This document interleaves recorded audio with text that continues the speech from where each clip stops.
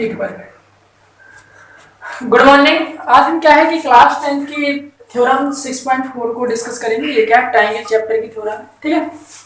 और अपन ने इससे पहले क्या है कि 6.1 को भी डिस्कस किया हुआ है, 6.3 को भी डिस्कस किया हुआ है, 6 पॉइंट अब ये नंबर इसका 4 वाले का, ठीक है। 2 बहुत छोटी थी इसलिए 2 को हम लाए नहीं डिस्कशन में, मगर बहुत छोटी थ्योरम है उसे कौन डिस्कस करेंगे, ठीक है। चलिए तो अपन स्टार्ट करते हैं इसे थर्ड या फोर्थ को, ठीक है।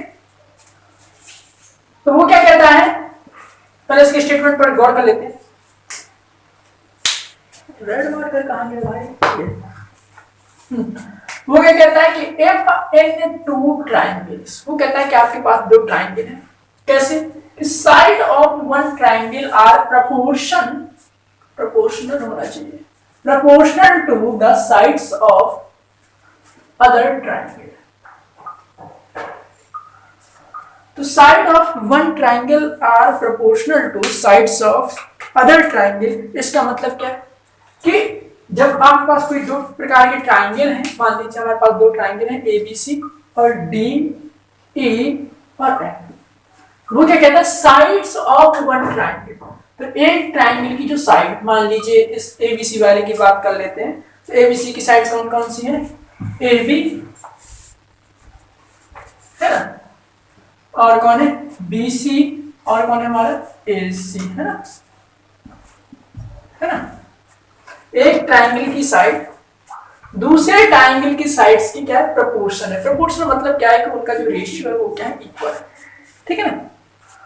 प्रोपोर्शन का मतलब क्या है? उनका जो रेशियो क्या है? इक्वल है, ठीक है ना। तो A B upon A B के करस्पॉन्डिंग ये है D E, B C upon E F और ए सी अपॉन क्या आ जाएगा? D F.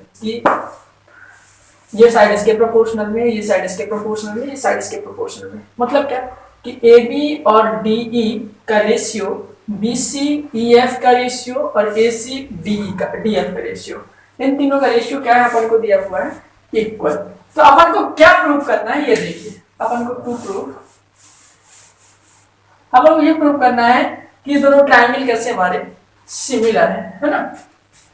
Then their corresponding angles are equal। अपन ये प्रूव करना है क्योंकि corresponding angle यानी A की corresponding कौन है? एंगल D, एंगल B की corresponding कौन है? एंगल E, और एंगल C की corresponding कौन है? Angle F। अपन ये प्रूव करना है, ठीक है, ठीक है। चलिए स्टार्ट करते हैं। क्लियर? उसने कहा था कि आपके पास दो ट्रायंगल है जिनकी साइड्स का जो प्रोपोर्शन है वो क्या है? इक्वल है ना। जो साइड्स है वो इक्वल रेशियो में, और आपको क्या है कि उनकी करस्पॉन्डिंग जो एंगल है वो आपको क्या करना है? इक्वल प्रूव करना है। चलो तो स्टार्ट करते हैं, ठीक। सबसे पहले बात करते हैं कंस्ट्रक्शन की। सेम काइंड ऐसे कल क्या हुआ था, कल भी अपन ने यहाँ कंस्ट्रक्शन किया हुआ, यहाँ पे हो जाएगा P और ये हो जाएगा Q, है? तो construct a line P Q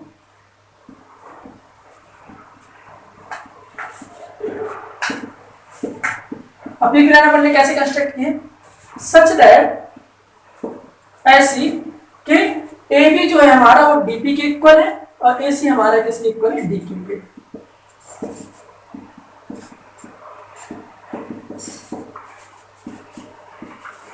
clear? चलिए हम प्रूव करते हैं। उसने क्या है आपको कि ये दिया हुआ है कि ए बी जो है हमारा वो इक्वल है क्या? डीपी के। अभी अपन कंस्ट्रक्शन से लिख चुके हैं, ठीक है। और ए सी हमारा इक्वल किसके? डी क्यू के, ये अपन लिख चुके हैं, ठीक है। तो अपन स्टार्ट करते हैं यहां से, गिवन से A B upon D E जो है हमारा वो इक्वल है A C upon D F के, है ना, ठीक है। हम अभी कंस्ट्रक्शन से लिख रहे हैं कि ए बी की जगह अपन डीपी लिख सकते हैं और ए सी की जगह क्या लिख सकते हैं? डी क्यू बाय कंस्ट्रक्शन, है ना। DP upon D E equal to D Q upon D F. Clear? हम इसे पलट के भी लिख सकते हैं, D E upon D P equal to D F upon D Q, clear? हम चाहें तो दोनों साइड 1 1 क्या कर सकते हैं, सब्सट्रैक्ट कर सकते हैं, ठीक, कोई अंतर नहीं आने वाला। D upon D P minus 1 D F upon D Q minus 1, clear?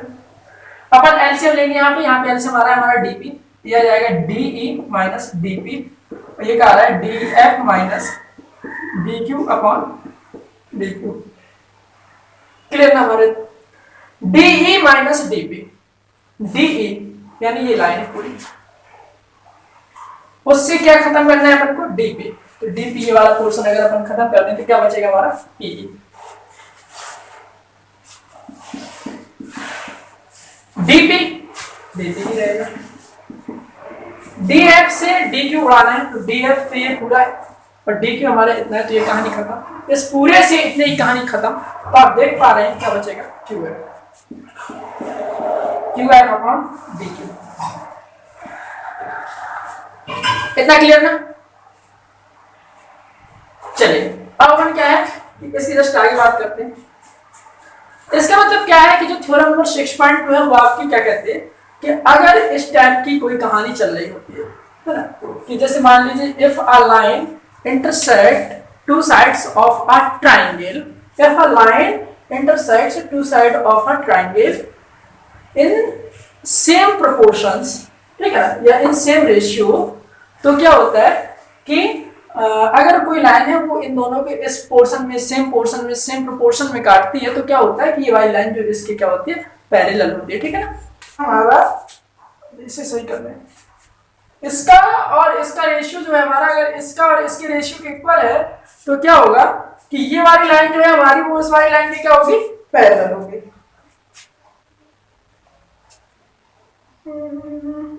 चलिए आगे चलते हैं, ये वाली लाइन क्या है, इसके पैरेलल होगी बाय थ्योरम नंबर 6.2, ठीक है, क्लियर ना? तो ये वाली लाइन जो है इसके क्या होगी, पैरेलल होगी, यानी PQ जो है हमारा वो क्या होगा, पैरेलल होगा किसके, EF के, ठीक है? तो एंगल P और एंगल E क्या होगा हमारा, इक्वल होगा करस्पॉन्डिंग एंगल से, angle P equal to angle E, ये होगा हमारा करस्पॉन्डिंग एंगल से इक्वल, ठीक है? और एंगल Q हमारा जो होगा वो एंगल F के इक्वल होगा, ये भी करस्पॉन्डिंग एंगल से, angle Q equal to angle F, ये करस्पॉन्डिंग एंगल से ये इक्वल हो गया है, ठीक है ना? चलिए अब अपन आगे चलते हैं इसके, ठीक है? तो अब अपन देखते हैं, इस पर ध्यान देते हैं कि जो अपन को दिया हुआ था वो अपन लिख लेते हैं एक बार कि AB अपॉन DE इक्वल क्या था, BC अपॉन EF इक्वल था AC अपॉन DF के, ठीक है ना? चलिए अपन बात करते हैं इसके आगे कि हम देखते हैं यहाँ पे कि जो AB है ना हमारा वो किसके इक्वल है, DB के, तो DB अपॉन DE यही चीज हमारी इक्वल है। BC जो है हमारा वो किसके इक्वल है, BC की है, वो किसी के इक्वल नहीं है, BC अपॉन E है, और AC किसके इक्वल है हमारा, DQ upon DF by construction, clear ना? ये अपन ने इक्वेशन 1 मान ले इसे। अपन बात करने जा रहे हैं इस ट्रायंगल की, यानी triangle DPQ and triangle DEF की। आप देखें यहाँ पे गौर करिए यहाँ पे कि जो एंगल P है वो एंगल E के इक्वल, ठीक है? एंगल Q है वो एंगल F के इक्वल है ना, और एंगल D तो कॉमन है हमारा, ठीक? तो अगर तीनों करस्पॉन्डिंग एंगल जो है हमारे, सॉरी जो तीनों अगर हमारे रिस्पेक्टिवली जो तीनों एंगल हैं जो हमारे इसके वो इक्वल हो जाते हैं, तो हमारी बाय थ्योरम 6.3 ये क्या हो जाएगा हमारा, सिमिलर हो जाएंगे दोनों, है ना?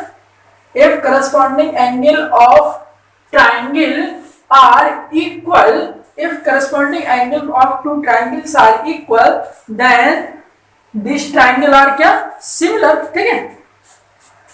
तो यहां से क्या हो जाएगा, बाय थ्योरम 6.3 यहाँ पे आप स्टेटमेंट लिख देंगे कि if corresponding angles of two triangles are equal then If corresponding angle of two triangles are equal, then these triangles are similar. ठीक है, तो अपन ने बात की थी ट्रायंगल DPQ और DEF की। तो DPQ और DEF क्या हो गए हमारे? Similar. DPQ similar to triangle DEF।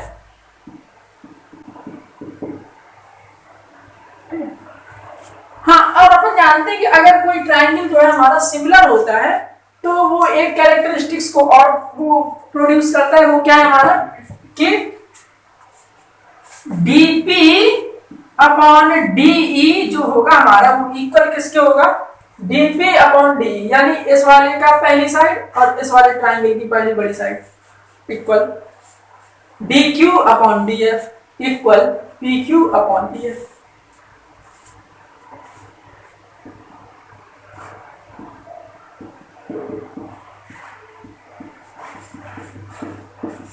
अब अपन देख पा रहे हैं इक्वेशन 1 और इक्वेशन 2 में कि ये चीज और ये चीज और ये चीज और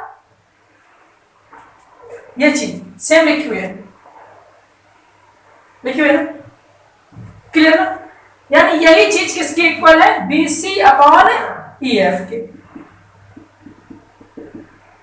यानी जो हमारा PQ अपॉन EF जो है वो इक्वल किसके है? BC अपॉन EF के। तो EF से EF कैंसिल, तो PQ किसके इक्वल आ गया हमारा? BC के इक्वल आ गया। क्लियर?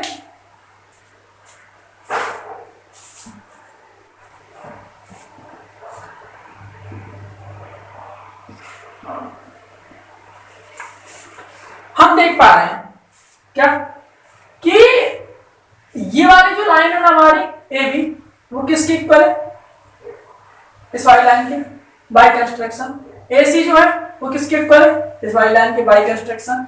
और BC जो है इक्वल टू किसके? PQ के, अभी हम देख चुके हैं। तो AB equal to DP, AC equal to DQ, ये कहां से? बाय कंस्ट्रक्शन है PQ के। ये अभी अपन क्या कर चुके हैं? प्रूव कर चुके हैं इक्वेशन 3। ठीक है, क्लियर? अब अपन देख पा रहे हैं कि ट्रायंगल ABC जो है हमारा वो क्या है? कॉन्ग्रेट हो जाएगा ट्रायंगल DPQ के। ठीक है ना? ABC जो है हमारा वो DPQ के क्या हो जाएगा? कॉन्ग्रेट हो जाएगा। अब कॉन्ग्रेट हो गया तो इसका मतलब क्या? Angle B equal to angle P, angle C equal to angle Q और angle A equal to angle D, है ना? corresponding parts of congruent triangle by CP/CT क्या होने वाला है? एंगल A जो है एंगल D के इक्वल हो जाएगा, एंगल B जो है हमारा वो एंगल P के इक्वल हो जाएगा, एंगल C जो है हमारा वो एंगल Q के इक्वल हो जाएगा। समझ रहे बात? है ना? अभी हम क्या है ये प्रूव कर चुके थे कि जो एंगल B है, सॉरी जो एंगल P है हमारा वो एंगल E के इक्वल है और एंगल Q जो है हमारा वो एंगल F के इक्वल है ना? तो एंगल Q किसके इक्वल है? एंगल F के इक्वल है। एंगल P किसके इक्वल है? एंगल E के इक्वल है। समझ रहे हो? यहां से क्या प्रूफ हो गया है? Angle A equal to angle D, angle B equal to angle P, angle C equal to angle F। ये P की जगह क्या है? एंगल E है ना? ये अपन को क्या करना था? प्रूफ करना था। ठीक है ना? अगले लेक्चर में अपन क्या है कि थ्योरम 6.5 की बात करेंगे।